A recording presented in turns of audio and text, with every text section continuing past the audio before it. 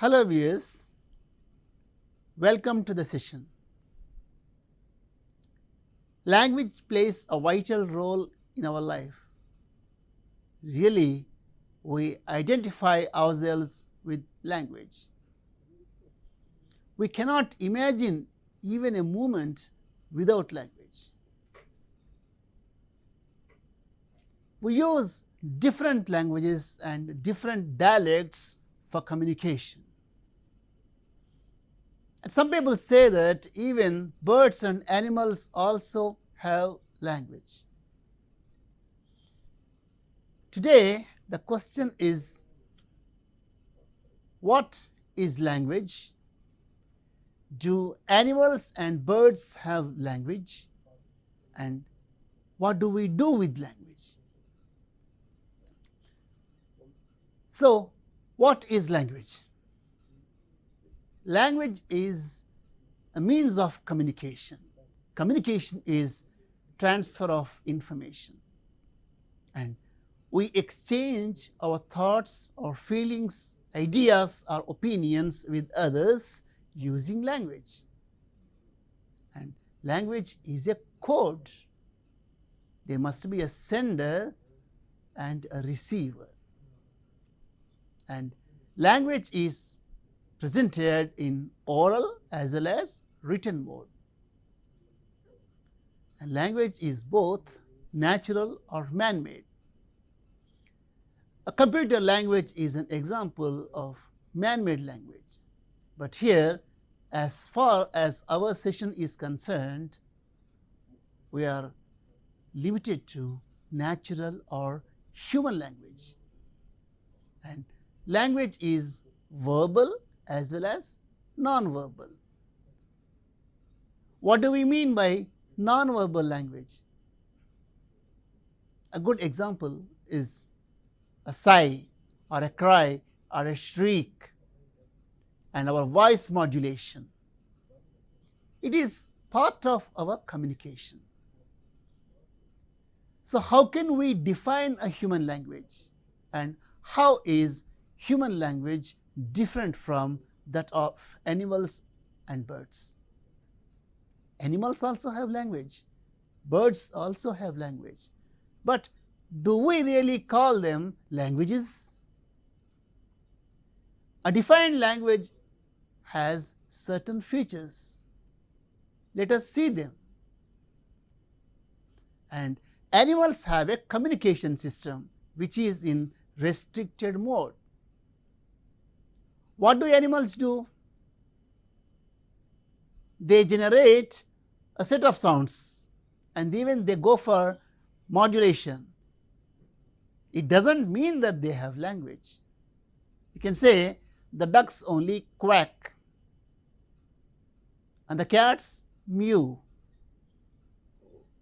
But they can't produce other sounds, they can't use other languages. And in non-linguistic communication, we use gestures, sighs and short cries, etc. And even our body language also conveys some message.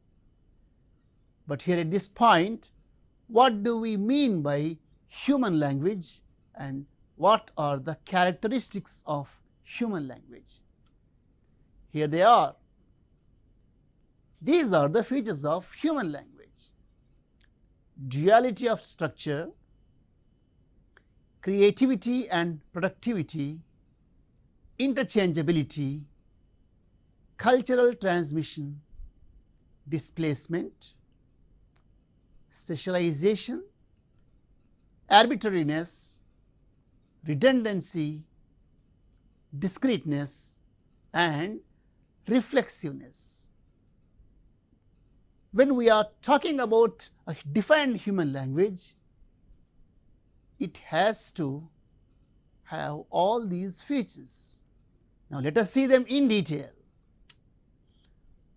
Duality of structure means there is two levels of patterning in human language.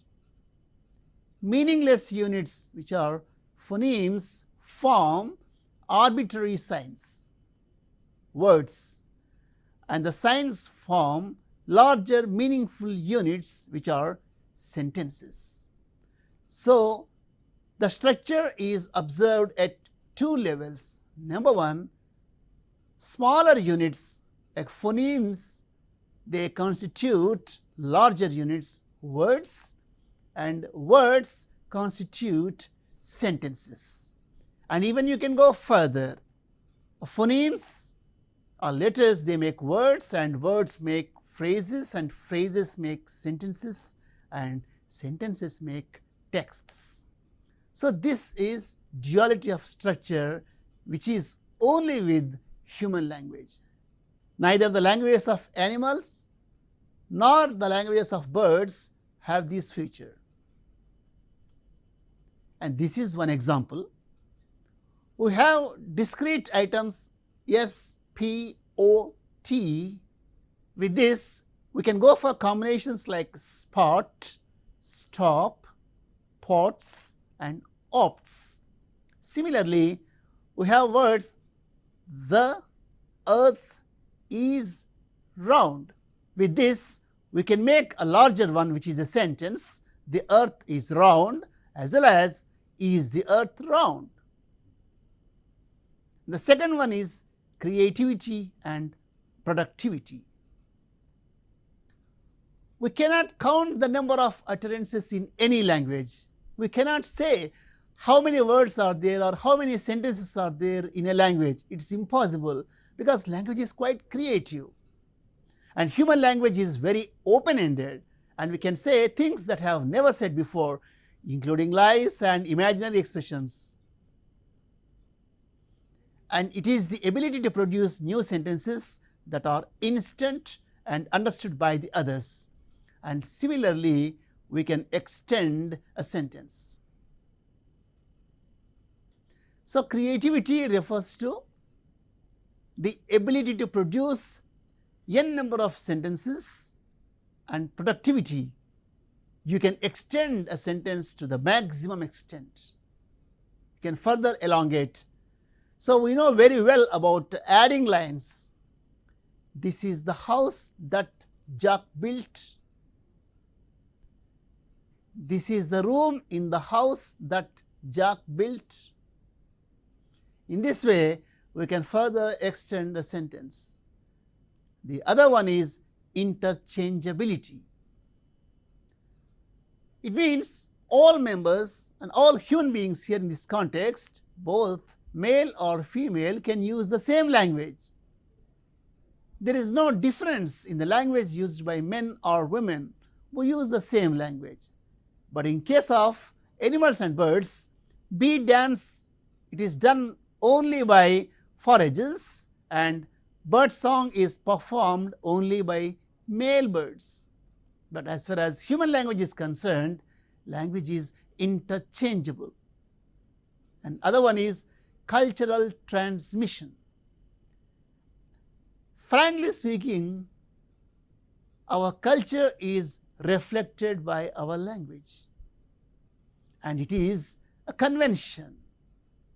The way we use language, the variety of language we practice, it is culturally influenced, and language is transformed from generation to generation, and it is flexible. If we see old movies, you can see the language which was used in old movies is different from the language that we use today. And language always includes new utterances or new expressions. If we go back to a decade, we don't know much about WhatsApp or ShareChat, but now everyone knows. And if you go back further, we were not at all aware of upload or download or even a computer or a mail. And language is culturally transmitted, and it is interrelated. And every time when language is manifested in texts like classics or even poems or even novels, they reflect the culture of the particular period. So, language is culturally transmitted. Displacement, it means human beings can refer to distant in space and time. We can talk about past, present and even future. And we can talk about London while we are in Hyderabad. So this is displacement. And we can talk about our experiences, we can talk about imagination also. So language is always context free, whereas animal communication is context bound. We can observe our pet dog, the way it makes sounds when it is angry or the way when it makes sounds when it is hungry. It is always context bound, whereas human language is context free. The other feature is specialization. We can communicate while engaged in other activities. We can do more than one activity at the same time. While working in the kitchen, you can listen to the music. There need not be a total physical involvement in the act of communication. So we know sometimes while playing cricket, the player keeps on talking while doing fielding. This is also an example for specialization. And next one is arbitrariness. There is no inherent connection between a written word and its reference. The relationship between words and their meanings is totally arbitrary. For example, if I show you a pen and if I ask you the question, what is a pen? Everyone responds in the same way, it is a pen. But if I ask you, why is it a pen? You cannot say. Because language is arbitrary. Sometimes one word may refer to more than one. For example, you can say mouse. Mouse can be an animal, at the same time mouse can be the computer peripheral. So language is arbitrary. And the other one is redundancy, which means two linguistic markers are used for one expression. If I say a question, is he coming? It is a question or an expression. It is marked by two issues. One is the fronting of the verb. You can see, is he coming? Here the verb is comes first and it ends with a question mark. So the fronting of the verb and the question mark, they both refer to one expression. In oral mode, the fronting of the verb and the rising tone, since it is a polarity question or yes no type question, we use the rising tone. We can say, is he coming? So the verb is in the beginning as well as the rising tone. So in oral communication, if somebody says he is coming, it is also understood as a question. But grammatically it will not stand. So is he coming is a good one, both in oral mode as well as in written mode. And it has two features, the fronting of the verb as well as the question mark or the rising tone. It is the feature called redundancy. And the next one is discreteness. So human languages are made of small units that constitute larger units. So human languages have phonemes, syllables, morphemes, words, sentences, etc. These units are isolate as well as repeatable. So pa, a and t. The same elements are found in words pat, apt and tap. Similarly, the letters A, T, C, they are found in words like cat and act. So this is discreteness. And last one is reflexiveness. It is the ability to use the communication system to discuss the system itself. We are all much aware of grammar books. So what do grammar books do? grammar books give us the explicit information of language, and there we use language to describe or to talk about language itself, which is called meta language. So, dear viewers, so far we have come across the different features of human language. No animal language or bird language has these features.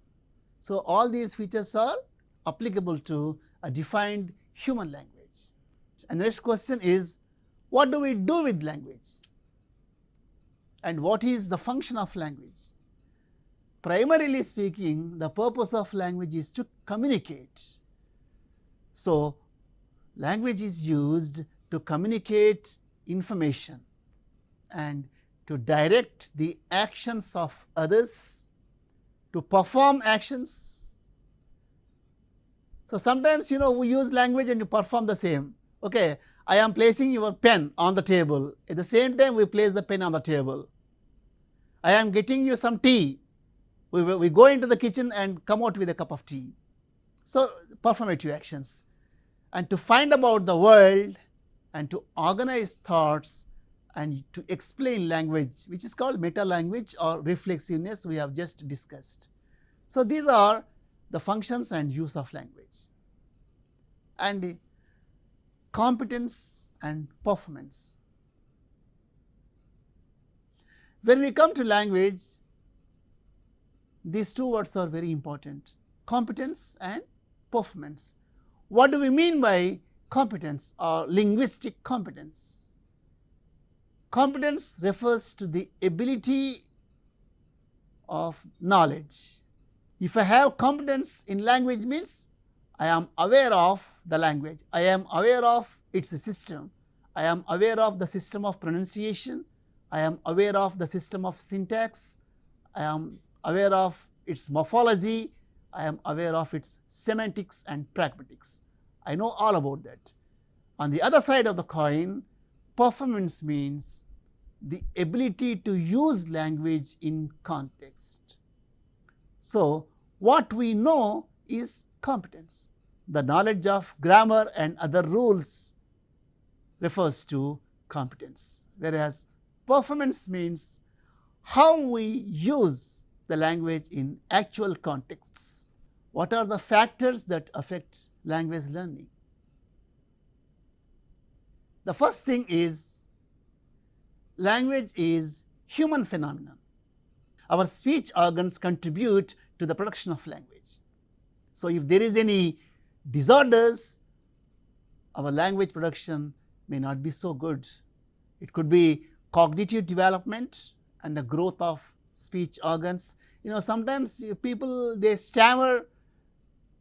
It's a disability which is related to physical factors, and the other one is social factors, status in the society and family is also. And very important in language teaching is psychological factors. You must have seen in the classroom that only few children come out to communicate. Most of the children, generally they don't come out. What is the reason? They might have been scared of language use. They might fear that the teacher may scold them if they do something wrong. So, fear is one of the psychological factors, and sometimes some children show much more interest in language games or in speeches. So, they show interest and there are some inhibitions. They know something, but they may not come out because of fear. Oh, I think this is correct, but I don't know whether teacher agrees to me or not. These are the inhibitions, and sometimes risk. Some people believe, okay, why should I take the risk?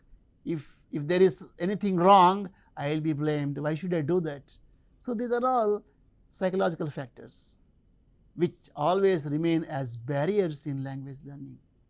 So, in the classroom, we should try ourselves best to minimize these psychological factors that are negative. We should encourage our children to come out with language at their disposal.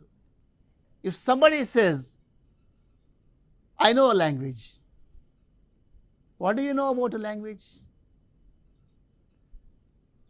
I can communicate in a language. So if we speak in terms of linguistics, if somebody says knowing a language means the person should know about the sound patterns, phonetics and phonology, how the sounds of the language are constituted, and how larger units are made, and how voice modulation takes place, and word patterns, how words are made, the root, the stem, affixation, compounding and all. And sometimes we can make some comparison. The suffixes and prefixes are different in languages, and sometimes they will be totally changed. And if I know language means I know the system of sentences which is called syntax. Syntax tells us about the organization of smaller units in utterances. We all know that in a common English sentence, generally it begins with the subject and verb is in the second position. So, English is considered as V2 language. But if we take Telugu or Indian languages, they are V3 languages. Means generally in a normal Telugu utterance, the verb is in the third position. So, it is V3 language. There are some languages that are V1 like Scandinavian languages where verb is in the first position. So, if someone knows a language means the person should know about syntax or words, how words are arranged and how a statement is different from a question and how clauses or sentences are used to make larger ones like compound or complex sentences, and how sentences make larger units like paragraphs and even text. And if I know language means I must know semantics. Semantics deals with meanings of words, meaning at denotative level as well as connotative level. Denotative, direct meaning, whereas connotative, contextual meaning. For example, red is a color denotatively, but red is a symbol for danger in context or connotatively. So, if I know a language means I must know the words and their meanings in denotative context as well as connotative context. And the other aspect is collocation. If I know language means how words are associated with other words. We all know expressions like strong tea, and what is the opposite for that? Weak tea. We cannot say light tea, weak tea. And you can take a decision or make a decision. You can take a course or you can take an exam, but we say write an exam, which is wrong in terms of semantics. You can take an exam, you can write a letter, you can write a paragraph, but you can take an exam. If I know language means I must know its discourse patterns, which is pragmatics, formal and informal language, and we know high language and low language, and in Telugu we call it Grandhika Vyavaharika. And if I know a language means I must know the pragmatics, which means I should know about the language which has to be used in different contexts, in different situations. In this session, we have attempted to define language and we have attempted to show the difference between human language and the language of birds and animals, and we have identified language as a means of communication that has defined features, and linguistic competence is different from communicative competence or performance. And if knowing a language means knowing the language at all levels, knowing its pronunciation, knowing its syntax, knowing its morphology, knowing its semantics and knowing its pragmatics. So, when we come to the perspectives of language, a human language should have all these features. For good and effective communication, we should be competent as well as we should have performance. In this session, we attempted to define human language, and we have discussed how a human language is different from the language of animals or birds, and we have identified language as a means of communication, and we have looked into the various features or characteristics of language, and we have attempted to define the terms competence and performance, and we have even attempted to say knowing a language means knowing the language at all levels, knowing the language at phonetic level, at syntactic level, at morphological level, at semantic level, and at pragmatic level. For good and effective communication, we should be competent and we should have performance also. Just knowing the rules, just knowing about the language will not contribute to our communication. So, for effective communication, knowledge of language as well as the practicability of language are equally important. That's all for us today. Have a nice day.